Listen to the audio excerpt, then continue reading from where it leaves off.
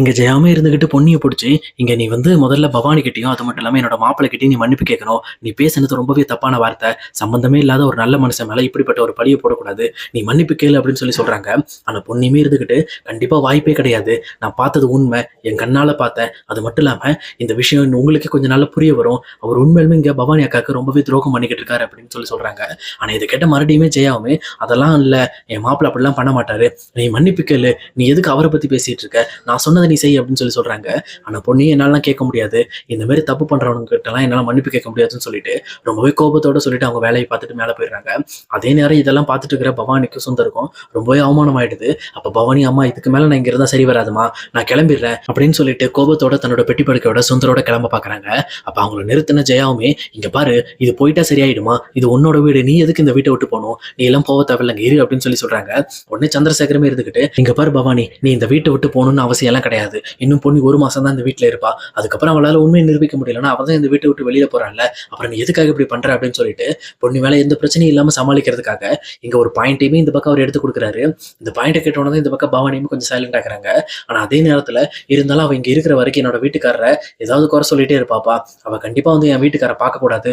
இதுக்கு மேல ஏதாவது பேச வந்தா அப்படின்னா அவளை நான் சும்மா விட மாட்டேன் அப்படின்னு சொல்லிட்டு இந்த பக்கம் பவானியுமே பொண்ணியை பத்தி தப்பு தப்பா பேசிட்டு இருக்காங்க. அப்ப இதெல்லாம் கேட்டுட்டு இருந்த சக்தியுமே, அக்கா முதல்ல நிறுத்துக்கா, எது உண்மை எது தப்புன்னு தெரியாம இந்த மாதிரி ஒரு சைடே வந்து எல்லார்ட்டையும் பேசிட்டு இருக்காத. சொல்ல போனா இந்த விஷயத்துல இருக்கிற உண்மையை நானே உனக்கு கண்டுபிடிச்சு சொல்றேன். எனக்கு தெரிஞ்ச வரைக்கும் பொண்ணு சொன்னதுல எந்த ஒரு டவுட்டும் இருக்காதுன்னு நினைக்கிறேன் அப்படின்னு சொல்றாங்க. இதை கேட்டோன்னே இங்க சுந்தரமே, என்ன மாப்பிள்ள என்ன சந்தேகப்படுறீங்களா அப்படின்னு கேட்கிறப்போ, இல்ல உங்களை நான் சந்தேகப்படல, ஆனா நான் பொண்ணியை நம்புறேன் அப்படின்னு சொல்லிட்டு இந்த பக்கம் சக்தியுமே அங்கிறது வெளியில கிளம்புறாரு. இங்க பவானியுமே சரி வேற என்ன பண்றது, இதுக்கு மேல இன்னும் 1 மாசம் தானே, அதுக்குள்ள கிளம்புனதுக்கு அப்புறம் நம்ம நிம்மதியா இருக்கலாம்னு சொல்லிட்டு அவங்களுமே தன்னோட பெட்டி படுக்கையோட அவங்களோட ரூமுக்கு கிளம்பிடுறாங்க.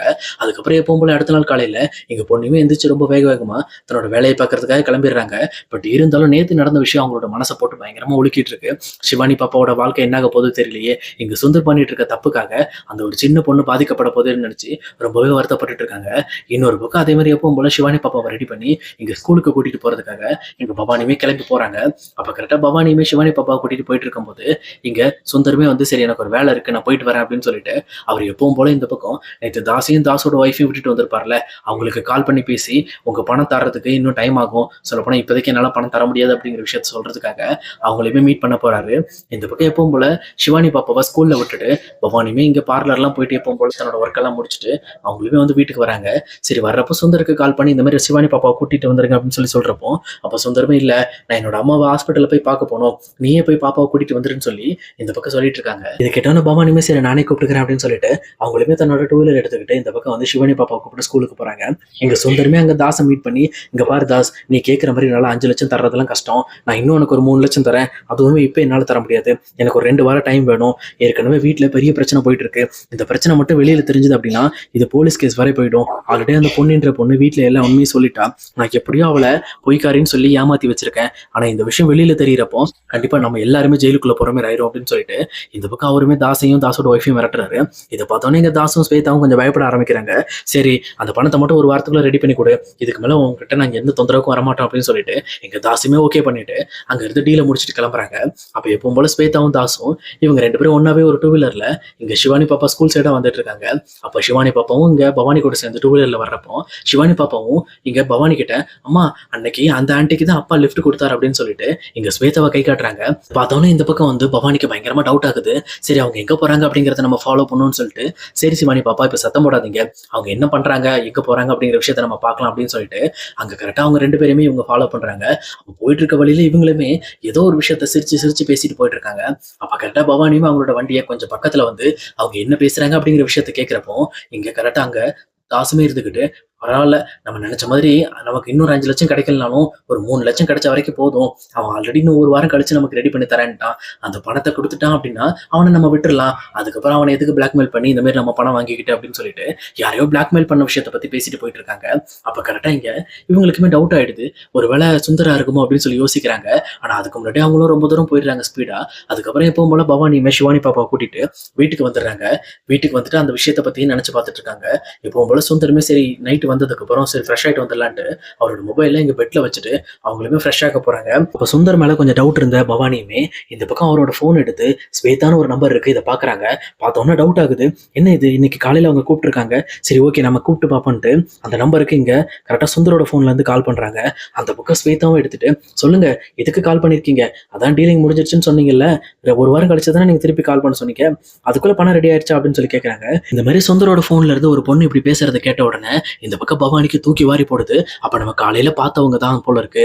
அப்பனா அவங்க வந்து நம்மளோட வீட்டுக்கார பிளாக்மெயில் பண்ணிட்டு இருக்காங்க.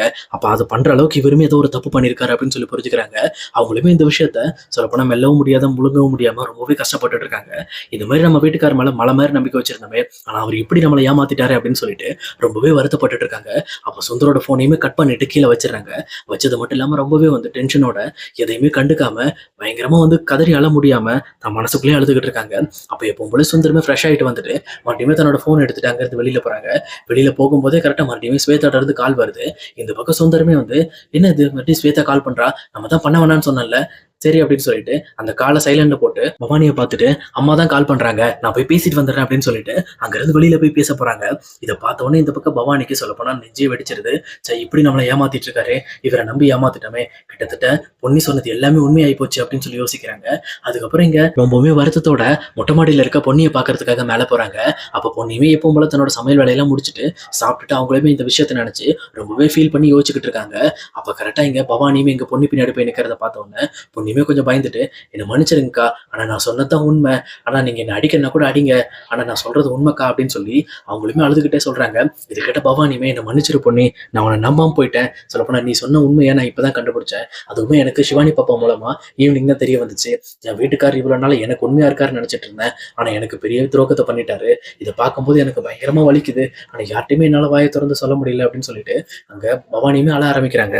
இதை பார்த்த பொன்னியுமே கவலைப்படாதீங்கக்கா, கண்டிப்பா உங்களுக்கு நல்லதே நடக்கும், இந்த பிரச்சனையிலிருந்து நம்ம எப்படியாவது இங்க சுந்தர காப்பாத்தி ஆகணும், அவர் மட்டும் இந்த பிரச்சனையை விட்டு வெளியில வந்துட்டாருன்னா அதுக்கப்புறம் எந்த ஒரு தொந்தரவும் இருக்காது. அது மட்டும் இல்லாம இதுக்கு மேல அவர் இந்த மாதிரி ஒரு தப்பு பண்ணாம நீங்க தான் பாத்துக்கணும், அவரோட கண்ட்ரோல் மொத்தமும் உங்ககிட்ட இருந்தா மட்டும்தான் அவரை கண்ட்ரோல் பண்ண முடியும் அப்படின்னு சொல்லி சொல்றாங்க. இந்த பக்கம் நான் அதை சரியா பண்றேன், எனக்கு அந்த ஆளுங்களை மட்டும் கொஞ்சம் அடையாளம் காட்ட முடியுமா, சொல்லப்போனா அவங்களை இன்னைக்கு நான் ஈவினிங் பார்த்தேன், ஆனா அவங்க என்ன பண்றாங்க அப்படின்னு எனக்கு தெரியாது, பட் ஆனா அவங்க டீட்டெயிலை பத்தி தெரிஞ்சுக்கணும், எனக்காக என்னோட சுந்தர திருத்துறதுக்காக நீ எனக்கு ஹெல்ப் பண்ணுவியா அப்படின்னு சொல்லி கேட்கறாங்க.